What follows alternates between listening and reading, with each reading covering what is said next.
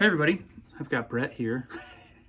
He's hiring me to play some rhythm guitars on some tracks for him that he's using to teach lessons with. So this first one's kind of an all right now vibe. I'm gonna do 2 passes. Honestly, the way that I like to do it, if I'm trying to stack stuff that stays pretty identical on each side, is I'll stop at each section and double before I go on. As requested by producer here, I'm gonna change up what I do in the chorus, so it's not gonna be an exact mirror. We're kind of going for a classic rock and roll band or southern rock band, kind of maybe Black Crowes-ish.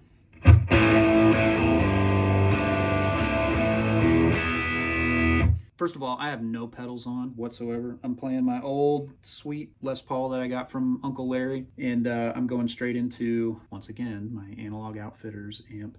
I just turned it way up. So it's, actually it's only on noon, about noon on the gain. It just has 3 controls, volume, treble, and bass. I keep the bass down. I don't want to get woofy with the gain. I don't want it to sound farty or anything. It's got a lot more gain to go, but I feel like this is good for rhythm guitar. That's not all right? I gotta get one of those. I like it. Basically, my pedal board is functioning as a giant tuner right now. So I don't That's have an expensive tuner, boy. It is, yeah, and it's huge. At least I can drive it to work. Yes. Nah, come on.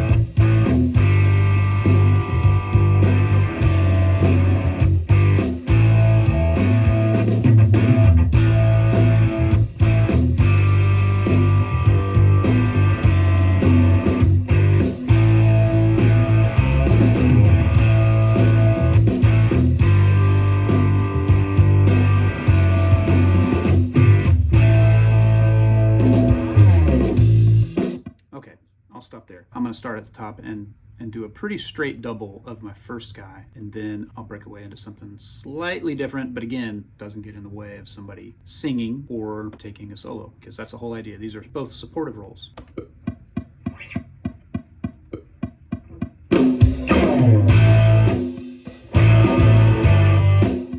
Let's start it off. The first move is...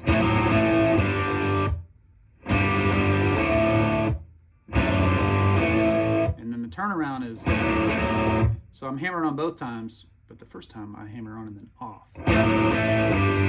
That's the first move.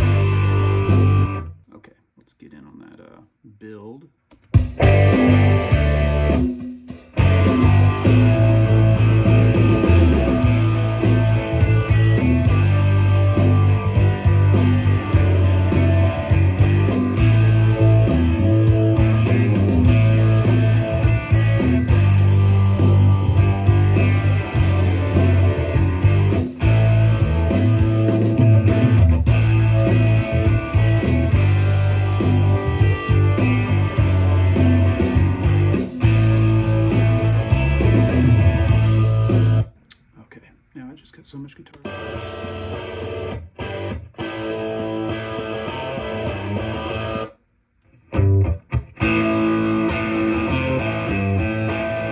Cool. So I want to kind of catch that in this other part that I'm playing as well.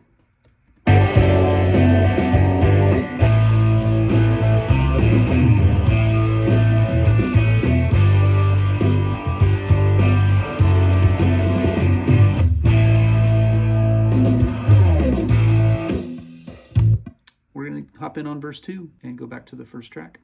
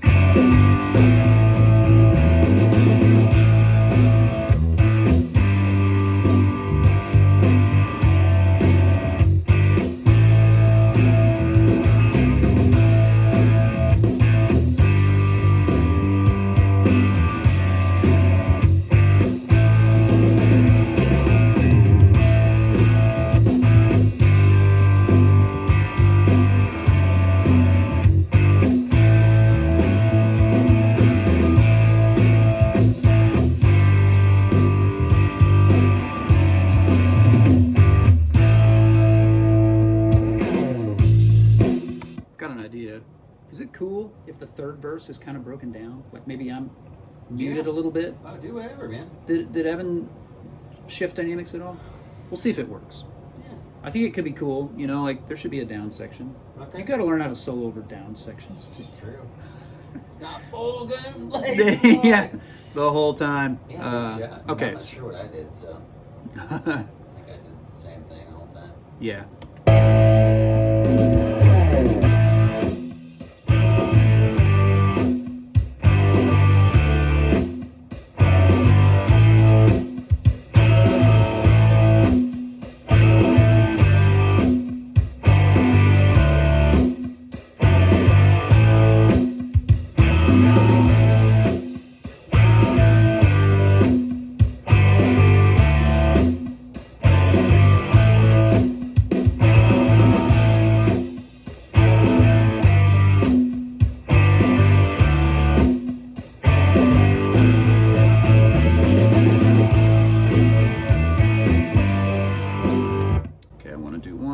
Slightly differently in that build. I want to kind of add a move. The nice thing about all these mutes is that it gives me really easy punch-in spots. I don't have to go back and crossfade because I'm running completely dry. Yeah. You know what I mean? Yeah. And you just punch in the where you're choked up and makes life simple. Thanks, Brad.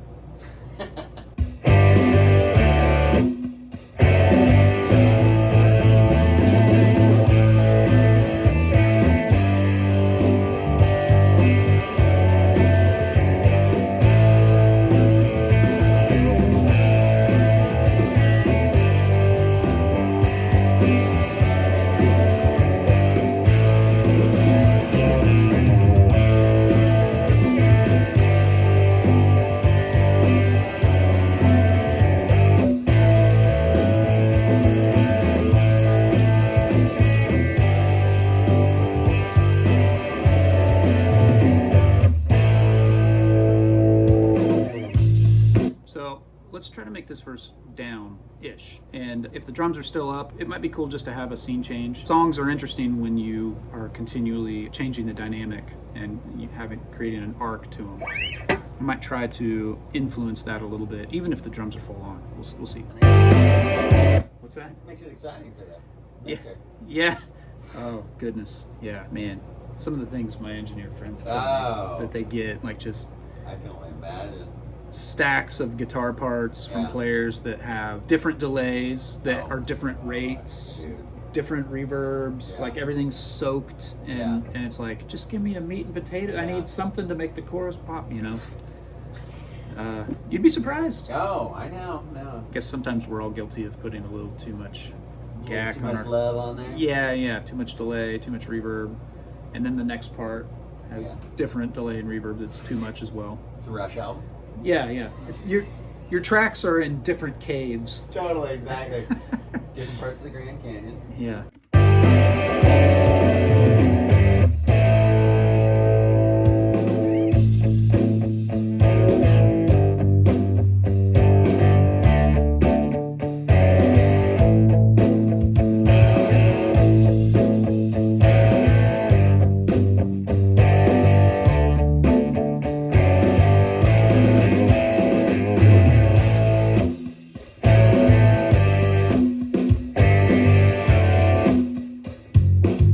To the 6th that time, the bass player. So I'm going to stop and catch that too. She. Oh, it's Ryan. It's Ryan.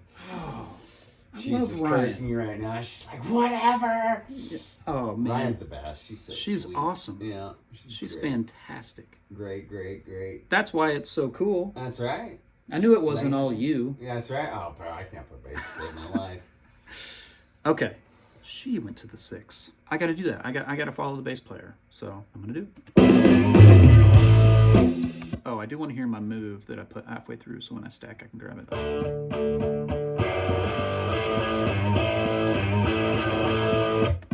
Yeah, I just want to file that away, so when I stack and I hit bar 8, where we build into the up half of this verse, that I remember that move.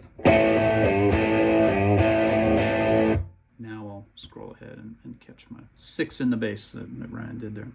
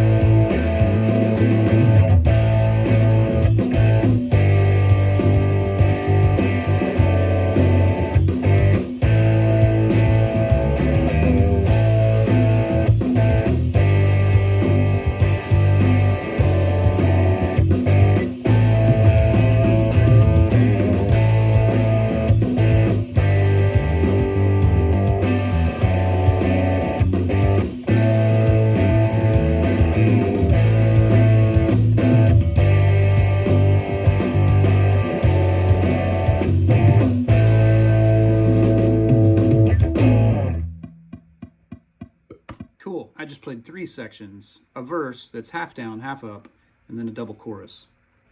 And I've got some flat 7 moves at the end of each 4-bar phrase. I'm going to try to remember where most of those are, but I'll probably be stopping a bit just to catch it.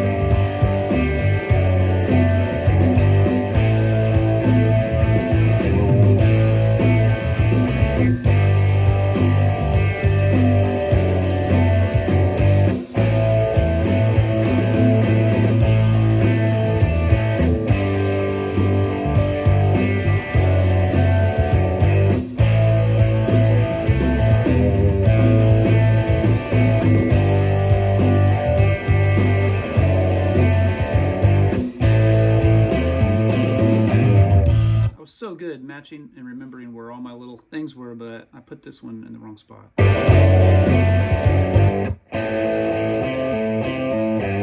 think I've got 8 more bars till that happens again. Again, I'm trying to be pretty right on top of the guitars in terms of the moves that they're doing at the end of the phrases. That can really, it just really takes me out of the mix when one guy's doing, like one guy on one side of the stage is going, and the other guy is doing something like that, but not the same rhythm, not the same notes. You hear those two things on top of each other, and it's really, that moment's jumbled. And the point of that moment is to help flip it around back into the top of the phrase. You can't fumble that. You can't let stuff like that slide. For me, anyway. Let's dig back in.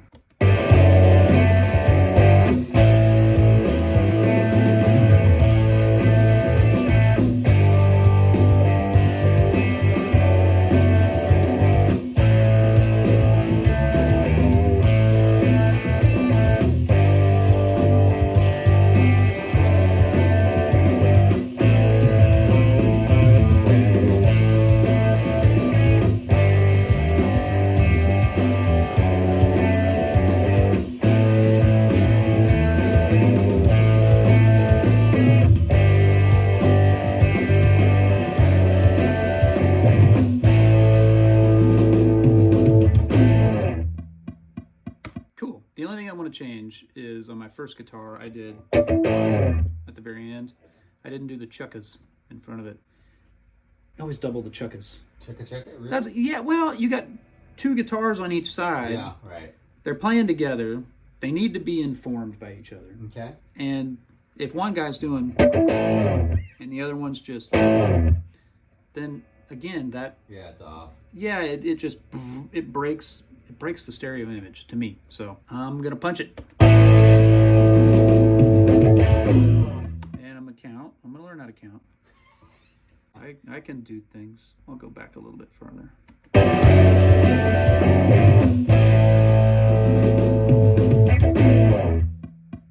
Cool. And just a quick slide off. The one thing that I could see doing in addition is just adding a simple slide, rock slide pad, to the last of your double choruses. Okay. Because you got 2 choruses and there's no lift between the 2 of them. Okay. Sure. We don't have like we don't have like slide? Simple, like not in the way. Yeah. You know, it's more of a pad, not a pad in terms of ambient stuff, but it's just sort of marking the changes. Ooh, so we got the slap. Nashville slap. Always Slapsville.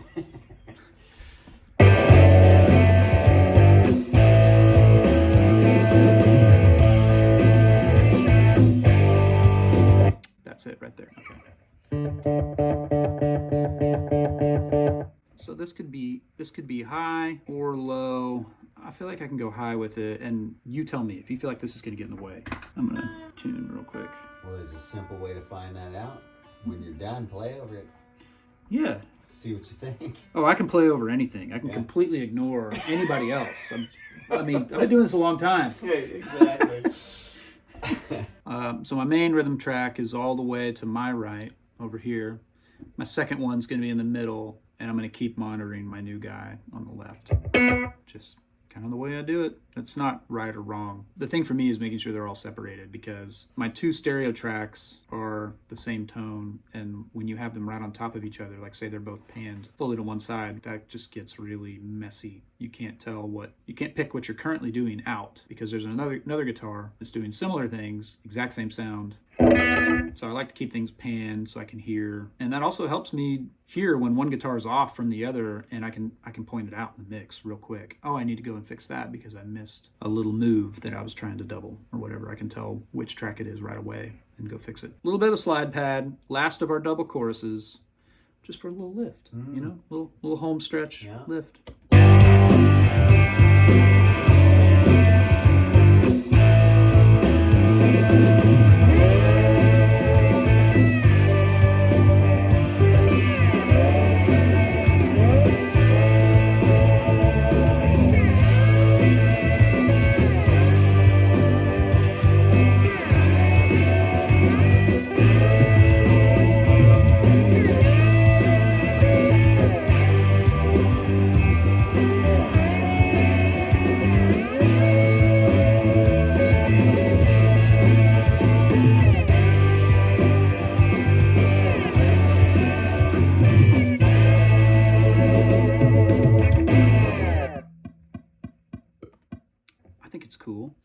support that decision. Yeah, I might not do the big slide off in that register. That seems a little...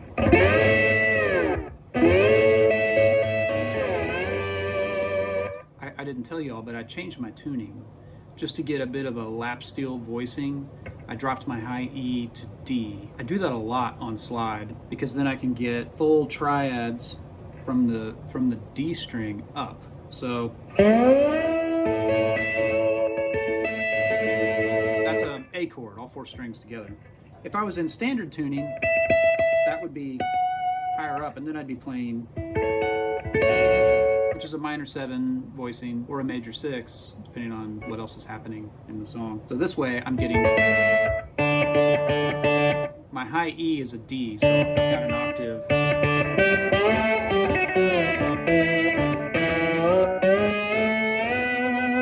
Kind of hard to keep things quiet and play octave lines when there's 2 strings between. So for that E chord, it's, sorry, for the A chord, song's in A.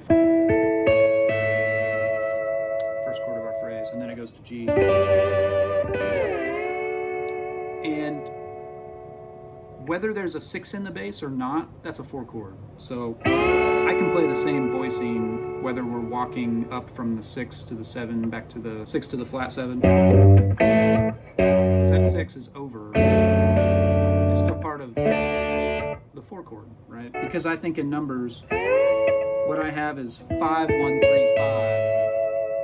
With the 5, high 5 being an octave of the low. Those are the chord tones in each chord. 5, 1, 3, 5 in A. 5, 1, 3, 5 G.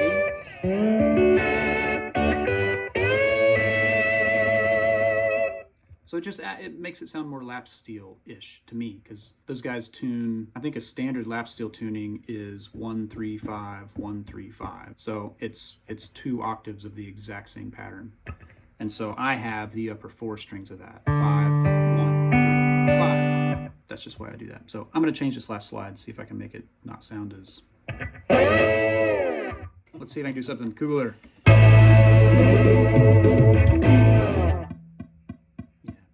I like that, jumping down the octave. It gets a little... I don't know.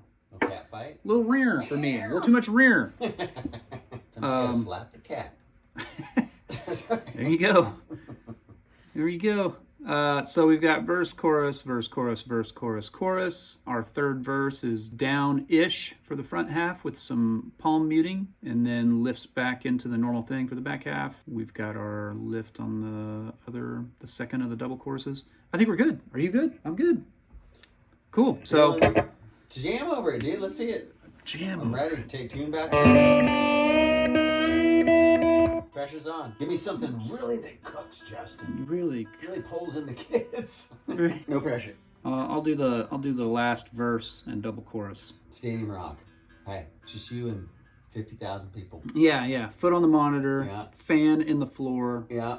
My long hair. Yeah. The gold chains are flowing. You're right next to Kenny at a Chesney gig. Chest hair glistening. My silk shirt is up open to here. Yeah. My leather boots are really hot because they're knee high. Exactly. They're so hot, so I'm frustrated. It makes me play more angry. That's right. Okay. I'm pissed. My wallet chain is flapping on the breeze. What if they ever catch that on like the mics down? Dangerous. Catch it on the monitor. You coming in on the down? Yeah. I want all the dynamics. Yeah, you're gonna take it on home, dude. All the dynamics. I want it all. Yeah. So I know the way I have my phone angled, you're not going to hear all the panning that we're hearing in here, but... You know, when you get really sophisticated, you could just sync up your actual track. Woo! And they get the whole thing in their computer. Man. Crazy Headphones. talk. Come on, man. I'm just starting out. I don't know what I'm doing. I only have 100 subscribers. Come on. 126. Come on, dude. Yes, I do. Thank you all. Here we go.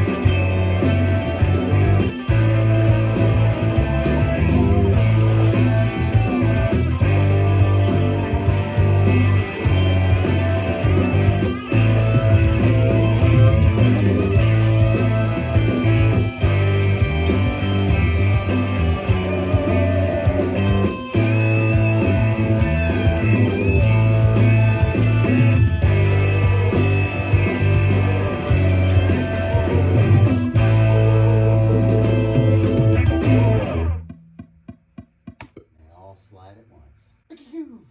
Yeah. Well, you know, there was a move there, so there you go. There's a take. There you go. Let's rock and roll. There's some. That's There's right, some. There's some. Where am I going? I don't know. Yeah, exactly. Well, dude. Moments in that's it. That's the pride of a good solo right there. Yeah. Living Yeah. on the edge. Yeah. All right. Cool. Well, thanks, y'all. Thanks for hanging. See ya. Say bye, Brett. Bye. Bye, Brett.